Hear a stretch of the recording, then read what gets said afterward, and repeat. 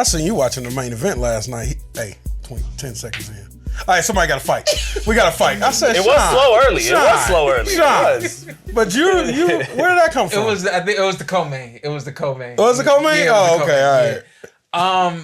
Yeah. My pace, it was kind of. I said this about the fight with Steve while I was calling the fight. When you're a smaller guy, there's so much work that needs to be done, whether it's from the outside or the inside. And for me, it was like I had to do the work to make you miss. That was one. Then I had to work to get my stuff off. That's two. Then I had to work to make you miss again. And it was like it was nonstop. It was repetitive because those moments you allow either your fighter to breathe, for me, and I never wanted anybody to feel comfortable in the ring. And how do you not let somebody feel comfortable? You stay active, you stay on their ass. You keep them thinking, So that's really where my pace came from. I think for A.K.A, it's really smart. We did the same thing. When I turned pro, we didn't change the pace. It wasn't, well, this is 3 minutes now. Let's slow down. Let's do this. Let's do that. It was just, let's maintain what we're doing because we knew that the other fighters were going to want to slow down their pace. And I think it helped. It proved to be beneficial for me. Yeah, it makes it tricky too, especially when you're going up against a smaller fighter, someone who's shorter, which you probably were always the shorter one, right? At some point. You don't want you don't want to let the shorter fighter get up underneath you.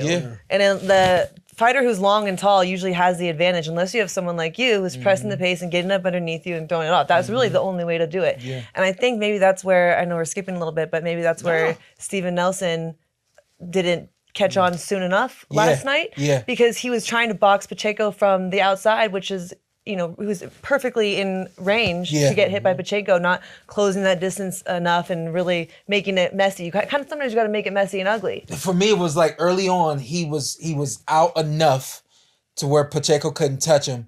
As the fight went on, I'm sure his legs probably got a little heavy and he wasn't able to get out of that distance enough. And then the other side of that is when you're not out, you either got to be all the way out or you got to be all the way in. Right, you can't be right there. And he just could not put that together to be in on Pacheco. And I was like you said, make it dirty. I really wanted to see him, physical. Like, get physical with this kid. He's a bigger guy. But you have to remember, he comes from a camp where they're boxers. So maybe and I'm sure, he's tight with Terrence Crawford and, people like Shakur and Keyshawn and they're boxers and he probably looks up to that style and emulates them in some way in the gym, but it's that's not the style you can fight when you're not tall and lean and going up against a 6 foot Pacheco, however tall he is. You have a lot of coaches out there.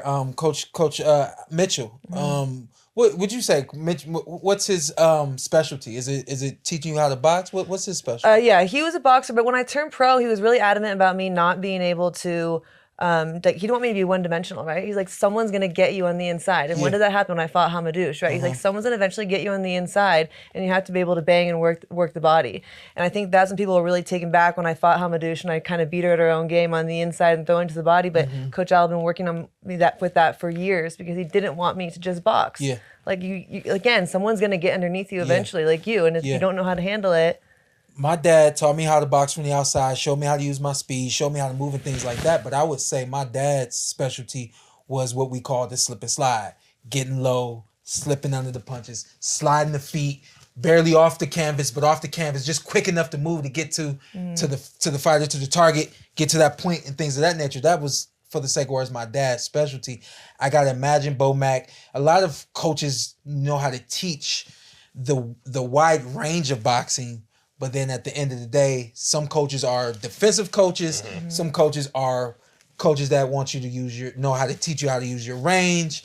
Some coaches are just one punch coaches, you know what I mean? Like throw the right hand, you know what I mean? And I got a feeling, that kind of probably got the best of Steve Nelson last night. Until 11th, 12th round, and he closed that gap perfectly, and he was landing big shots. I mean, Pacheco's defense was not to where I thought it would be. He was getting caught a lot with that left hook, and I just wish that Steven would have caught on a little bit, kicked into that third gear. I'm the guy that will raise my hand and say, what you saw him do in just 2 rounds, I don't think he could sustain that kind of work pace. Pacheco was tired at that point in the fight. And but how much do you guys think he wasn't able to cut the distance because those landmines he had to worry about, that overhand right, that Overhand uppercut. right, oh my God, yeah. Check hook a couple times. Hey, got him. salute to Pacheco because there was a lot coming from him last night that I didn't even know he had. So salute to him last night, man. I thought that was a fabulous performance. A-, B+. My only watching him, and I asked him about it in the post fight, is to see a tall guy do some things well that sometimes tall fighters struggle with. Like Emmanuel Stewart would say, Tommy Hearns could never really throw a left hook. He would talk about it's just awkward for him the way his body composition is.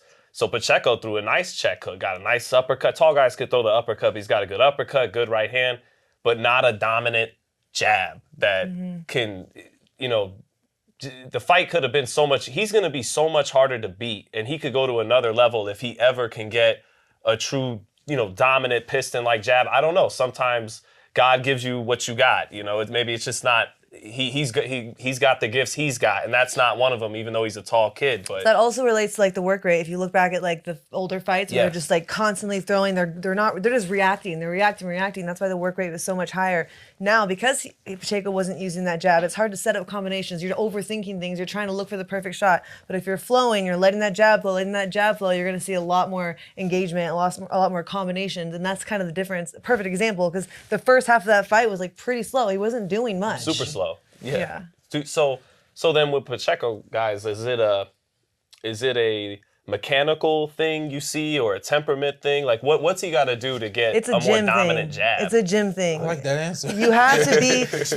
You can't lazy spar. I think a lot of these fighters, they go in there, they have coaches in their corner. They're like, I know your dad's on your ass in sparring. Coach Al's always been on my ass in sparring. They're pushing the pace. They're forcing you to kick into that second, third, fourth gear. And a lot of coaches don't do that with their athletes. And I don't know. I can't name anybody, but like I see it in the gym all the time. And you got to push them to go and let their hands go, or they're going to go into the fight and they're going to do the same kind of lazy sparring. Great performance last night, but that's not going to separate you with the top guys.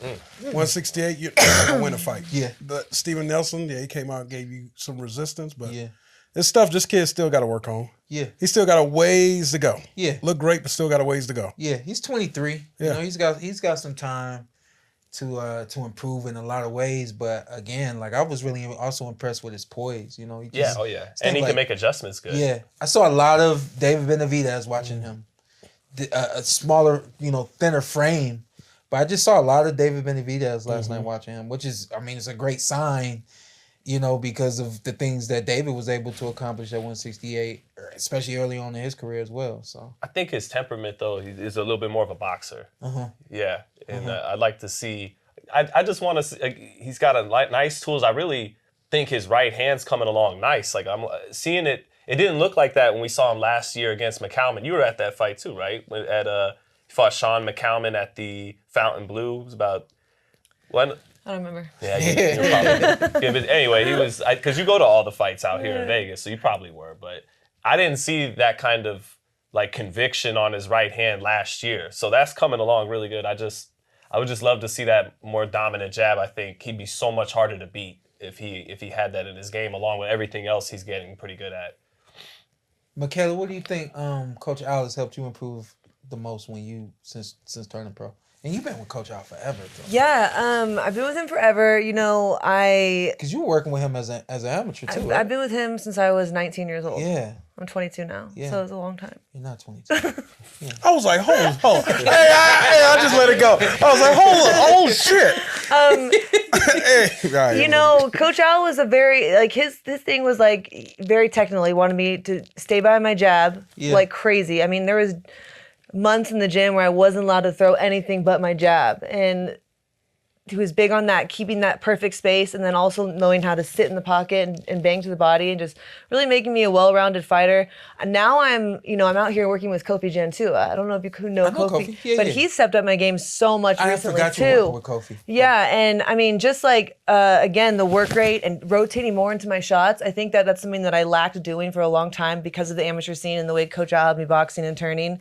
I didn't really have that rotation into my punches, and I was a little bit stiff. So I feel like that's the number one thing that Kofi's adding to my game right now, and just being able, and everything's coming off a lot easier now, right? Because I'm not forcing it, I'm not going against the grain. I have all the rotation into my shots, which is what you really need in the pros. And even though I'm sort of, I guess some would say towards the end of my career. I still have, about 2-3 years left, and I just feel like I'm getting better and better and stronger. And again, I was cutting so much weight to get to 130 for so many years. Most people move up slowly as they get older, and I stayed at 130.